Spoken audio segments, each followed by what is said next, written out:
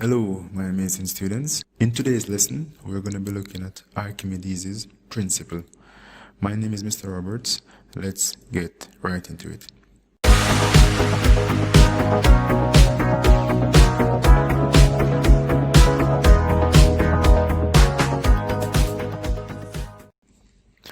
Okay, so first of all, we will first discuss the objectives of this lesson.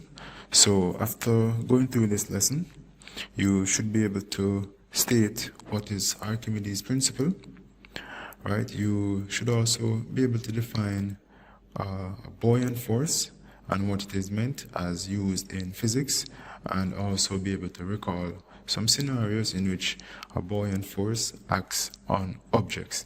So as we go into talking about Archimedes' principle, right, we can first consider two things. The first of which is that we have all taken a bath before, right, at least one time, right? We have had the experience of taking a bath, and we would have also spent some amount of time at the pool or at the beach. In these two scenarios, we will experience some interesting things, right? And one of which is that without even thinking about it, whenever we go into a body of water, we will find that our bodies will actually displace some amount of water as we enter that body of water. We're able to see this much clearer if we, say, have a bathtub and we fill it to the rim with water. If we were to go in and actually sit in that bathtub, we would see that the water will spill over and actually flood the entire bathroom floor. Interestingly, it turns out that as we talk about the concept of going in a bathtub with water and having the water spill over, interestingly, this was a similar scenario that our scientist here, Archimedes, right, which is a Greek physicist, and he was the first person who discovered the principle of buoyancy, and rightfully so, this principle has been credited as Archimedes' principle. So the story goes that he was in his bathtub when he first discovered the concept of this principle, now known as Archimedes' principle. So let us get a definition for what is Archimedes' principle.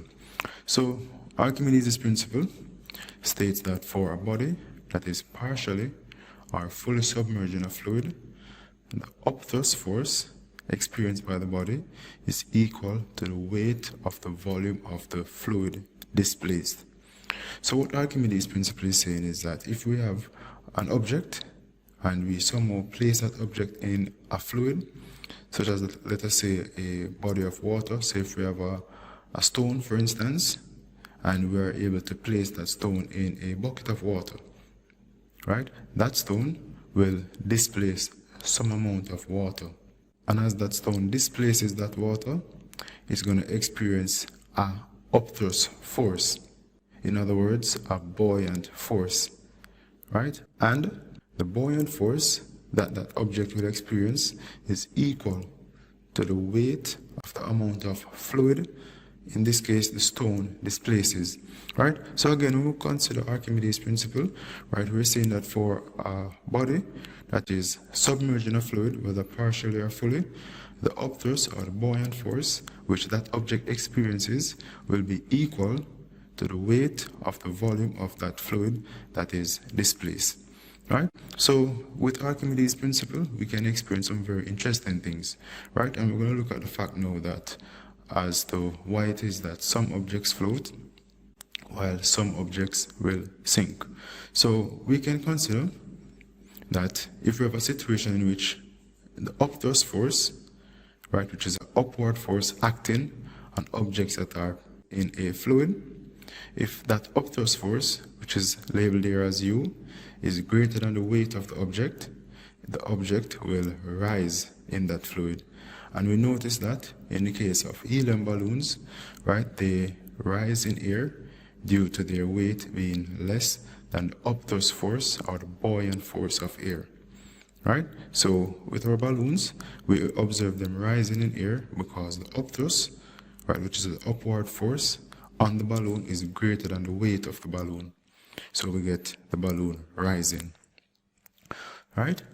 Also, if we consider a situation in which the upthrust force in this case is less than the weight, right, we will observe that the object will sink. And we can see that if we were to throw a stone in a body of water, we're going to see that the stone will sink due to the upthrust force experienced by the stone is far less than the weight. So in other words, the weight of the stone is greater than the upthrust force. So therefore, in this case, the stone will sink in the fluid, in this case, water.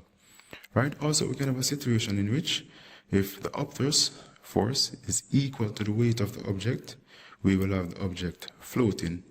Right? And this is evident if we consider a beach ball. Right? So the weight of the beach ball is equal to the upthrust force that is exerted on it. So therefore, we have the beach ball floating on the water. Right? So those are three scenarios that we can look at in which we have objects experiencing a buoyant force. Now, let us do a quick recap as to what we would have covered just now. So the first thing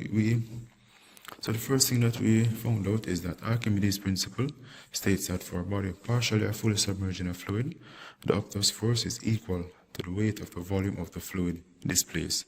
Right? We also found out that the upthrust or the buoyant force on a body is the upward force exerted on a body while it is submerged in a fluid. Right? Also, we realize that if the upthrust is greater than the weight, the object will rise. And we state the example of a helium balloon in air. Also, we found out that if the upthrust is less than the weight, the object will sink. For example, having a stone in water. And also, if the upthrust is equal to the weight, then the object will float. So again, this was Mr. Roberts here. If you would like more lessons like these, please head over to Reach Educational Services. That's reacheducationalservices.com for more information. Thank you for watching.